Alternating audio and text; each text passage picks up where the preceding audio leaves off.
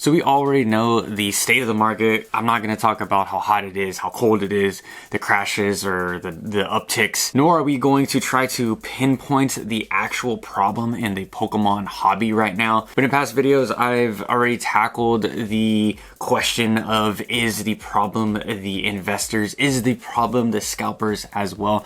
But in today's video, we're going to talk about the problem of the collecting, the heights of demand in the Pokemon card market. What does that mean for collectors, true collectors in this hobby?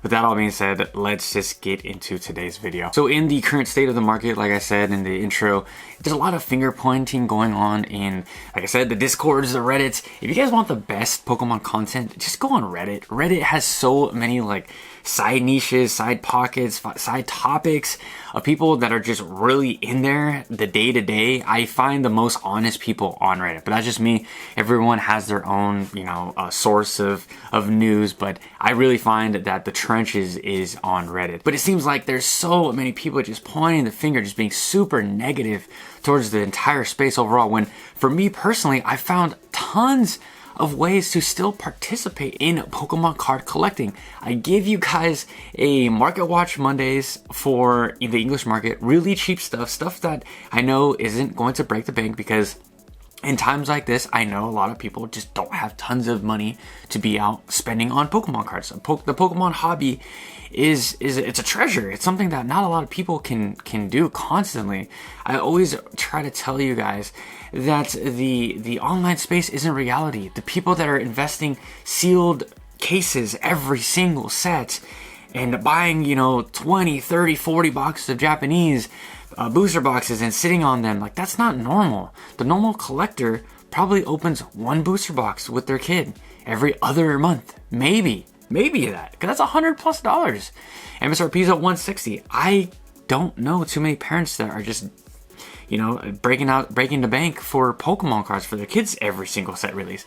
At least in my world. I don't know about you guys, but there's so many ways to enjoy this hobby on a dime. I bring you guys the Japanese market on Tuesdays. Sometimes I bring you guys Korean and simplified Chinese cards that are dirt cheap of your favorite cards, like the tag team eras, the XY eras, all that stuff.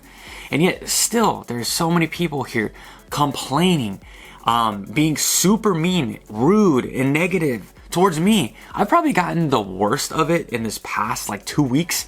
I've been called not a real collector. I've been called a fake. I've been called a scalper. I've been called literally every single name in the book. Listen, guys, I'm going to tell you over and over and over again. My entire life revolves around Pokemon. I decided to make this Pokemon channel to talk and bring the news and to get away from the heaviness of the day-to-day life. When I get to come into my corner, I get to talk and grow my community, to talk about fictional fun characters that shouldn't bring any fights or negativity to anyone's lives. You shouldn't be, going at somebody in the comments. It's just absolutely ridiculous. Like, my takes are my takes. You got take them with a grain of salt. But it's just so funny that someone that plays Pokemon Pocket, someone that has played all the games, that still plays the games to this day. I'm playing Legend Arceus right now. Someone that reads the manga. I got mangas right here. I watched the anime with my girlfriend pretty much every weekend. It's just little things like that. I'm just like, you guys, the market is just crazy. There's just so much mean energy in this space right now. I hate to sound like, all energied out, but that's just what it is right now. And for today's video, to tie it all back, is are collectors the problem? It seems like now the energy has fully shifted to collectors are now the problem. Well, guess what, guys? I mean, there's so many ways to collect in this hobby. The collection can go from buying 20 ETBs and sitting on them for 20 years. That is a form of collecting. To the little kid, the little girl that wants to buy a ETB to open up. That is also collecting. She gets a collect in her binder. We have those collectors. We have the kids that get to go and are fortunate enough to go to card shows and pick up PSA slabs. Those are collectors. There's so many ways to enjoy this hobby. And I want to say I've changed my mind completely in this hobby in the past even year, just from surrounding myself with different people, different collectors. I've gotten to see the flaws in my ideas to my collections and how I view even other Pokemon collectors. There is no such thing as a true Pokemon collector. I mean, I'm sure some of you guys can point out that even I've said some really foolish stuff like that, where I've been like, I'm a true collector. Just because I enjoy Pokemon, I rip Pokemon packs, but I also invest. But I've also, sold. It's just a high horse that these people that have been in the hobby for 20 years or whatever, they want to gatekeep, and they want to feel like they can tell people how much of a true collector these newcomers are. Listen, if you guys are here and you're new to this channel, there's a lot of you guys that get the comments every single week. Hey, I'm new here. Welcome. You are insanely welcome on this channel. You are welcome to ask any questions here. You're open to criticism, to clip these videos, to criticize back and forth, to talk. I'm an open book. You are just as important as the person that invests thousands of dollars into their sealed Pokemon investment or sealed Pokemon collection. That's why I always found it so funny when Pokemon investors in the investing space would always talk down to the people that just wanted to have 1 or 2 sealed booster boxes. I'm like, dude, that is a $200-300 investment, and you're like, nope, if it's 4 cases or nothing. We are just so divided in every single avenue of the hobby. It's really daunting. Day after day I have to come and report this news, and I'm trying to bring light to this space. But in times where everyone just can't get cards, it seems like it's just fueling everyone's. And to be completely honest, most of us don't even need this stuff. We're acting as if it's eggs and bread or whatever. Like, most of us can just take a step back from this and it's just going to be okay. You're going to get better entries into Terrestrial Festival and Prismatic. You're going to be able to one day grab all of your chase cards. That's going to happen one day. It's just not right now. And I have to reiterate that video after video, that it is all going to be okay. I guess this is really a video, again, of me admitting that I'm changing my mind, like I said. As well, in these times, I think that it's really I challenge you guys to maybe look elsewhere in the hobby, not at ultra modern. For example, I've been picking up plushies. Plushies are always great.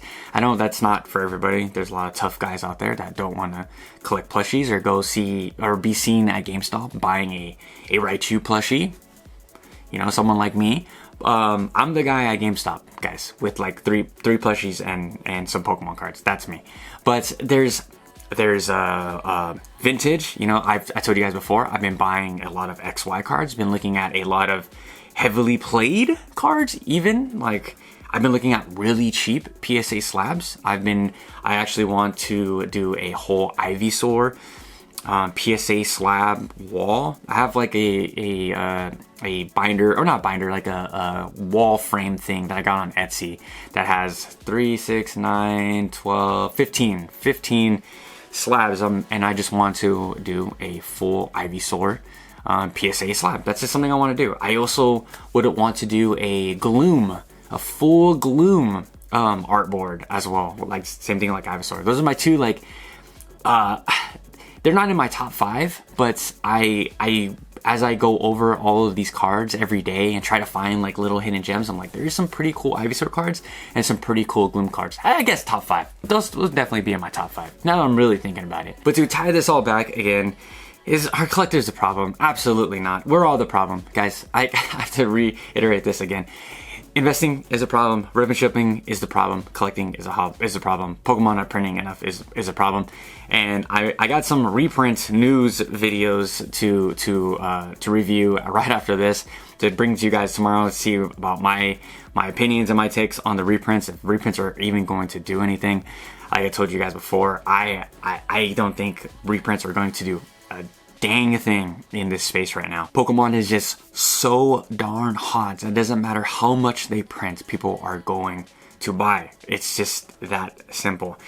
Just because people are buying it does not mean that everything is going to continue to go up. I have a video for you guys scheduled this week of a Redditor comparing his Pokemon investments to the stock market and fear and greed index and all that stuff.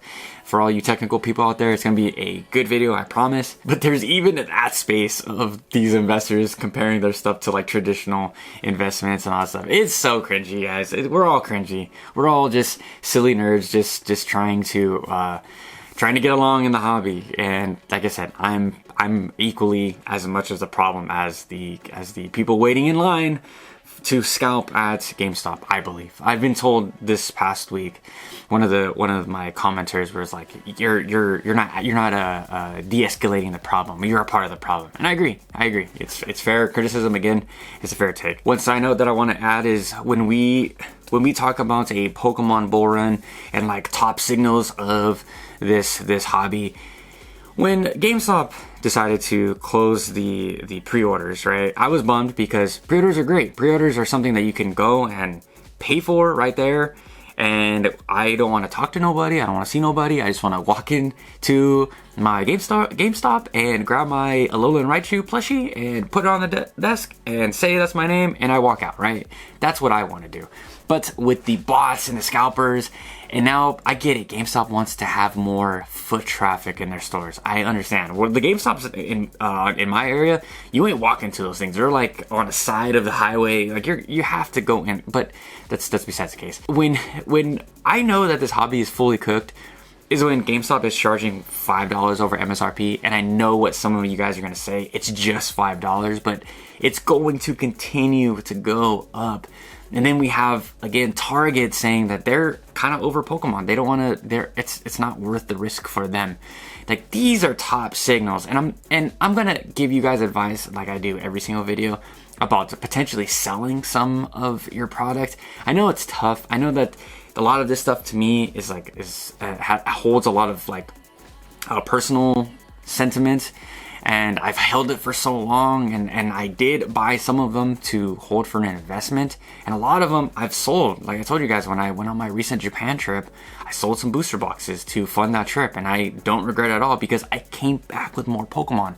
I got to give gifts to some friends, all that stuff, you know? It's just the way that this hobby works. Remember, it's a Pokemon trading card game. You're gonna trade, you're gonna move in and out of the hobby. That's just how this hobby and how this market really works. But when we have news like that, it's hard for me to think that this stuff all behind me is just going to continue to rise at such a high rate that we're moving at right now. It's tough. It's tough to think that a Surging Sparks booster box is going to continue to go, 300, 400, 500 in the next year. It's just not going to happen. And I don't want to create this like fear and FOMO that everything's going to crash, but we are going to see a correction, guys. Like, Pokemon has to address this situation. They're going to reprint these cards if we like it or not. Like I said, do I think it's going to really affect the market? I don't think so.